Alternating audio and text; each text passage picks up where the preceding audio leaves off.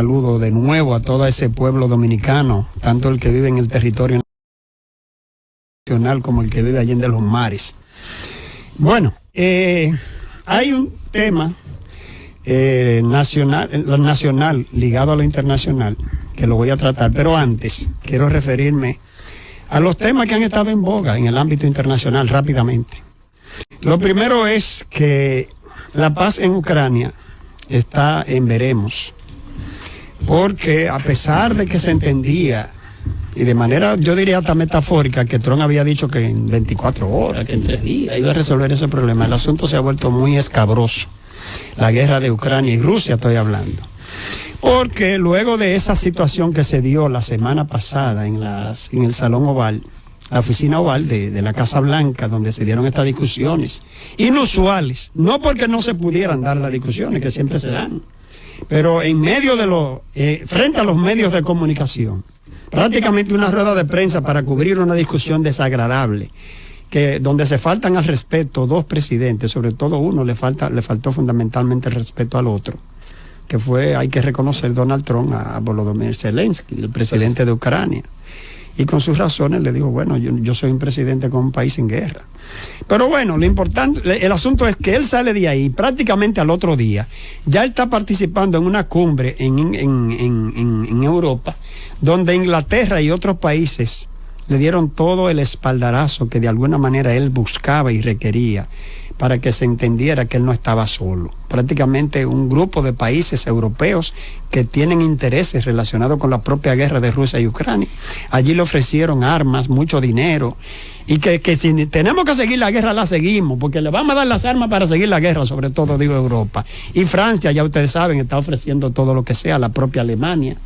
Entonces, estamos en una situación donde independientemente de que se ha entendido, de que puede haber un acuerdo de paz, parece ser que como que se aleja un poco, es la visión que tengo, no sé, se aleja un poco, pero algo que sí también hay que destacar es que si Estados Unidos, esto depende mucho, quiérase o no, de la voluntad de los Estados Unidos, porque Europa nunca, desde la Segunda Guerra Mundial o antes, Europa nunca ha actuado sola que no sea detrás de la falda de los Estados Unidos.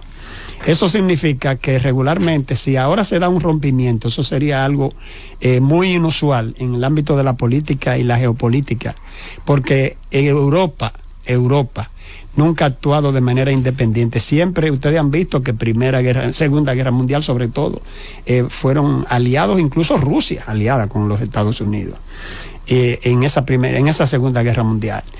Ahí entonces se da una situación de que hay que ver si triunfa Trump con su posición, que acabó de decir incluso ayer, que era mejor negociar con Rusia que con Ucrania, que Rusia está más preparada para un acuerdo de paz que la propia Ucrania, que se le ha hecho difícil el asunto de Ucrania, pero que de todas maneras ya Volodymyr Zelensky ha declarado y pronto va a volver a la Casa Blanca a firmar el acuerdo de las tierras raras que se había negado a firmar por el momento. Y es posible que de allí salga alguna decisión, algún acuerdo que pudiera dar el inicio de una jornada para lograr un acuerdo de paz entre Rusia y Ucrania. Hay que esperar qué puede ocurrir. Por otro lado, ustedes saben que se ha dado una situación donde el Partido Popular de España publicó un video en su plataforma digital en el que llama a la República Dominicana isla de las corrupciones. Para hacer el Partido Popular de España, el de Aznar. Ese partido publicó ese video haciendo una sátira, haciendo una sátira de la isla de las ilusiones, en vez de las ilusiones, la isla de las corrupciones. Tentaciones. Sí, todo eso. De las tentaciones. El país de las corrupciones y las tentaciones.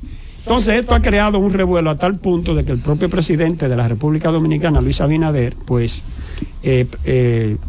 digamos que protestó por esto, se comunicó con la dirigencia del Partido Popular. El señor Pedro Sánchez, el presidente del gobierno español, se disculpó con la República Dominicana, porque debo decir que todo esto no es un asunto de la República Dominicana, sino que viene a cuento por el asunto de los procesos de corrupción que se están llevando en España contra funcionarios públicos, incluyendo a la propia esposa de Pedro Sánchez. ¿Y con Pedro Sánchez qué van a hacer? Sí, entonces Pedro Sánchez, que ha sido llamado a declarar, ha sido citado por la justicia, el propio presidente de España ha sido citado a declarar ante la justicia por presuntos actos de corrupción de su esposa en el sentido de utilizar el tráfico de influencia en el gobierno de su esposo, otorgando contratas, obras y etcétera. Entonces, él se ha acogido a su derecho a no declarar contra su cónyuge, que es un derecho. O sea, él no puede ser obligado legalmente en España a declarar contra su propia esposa.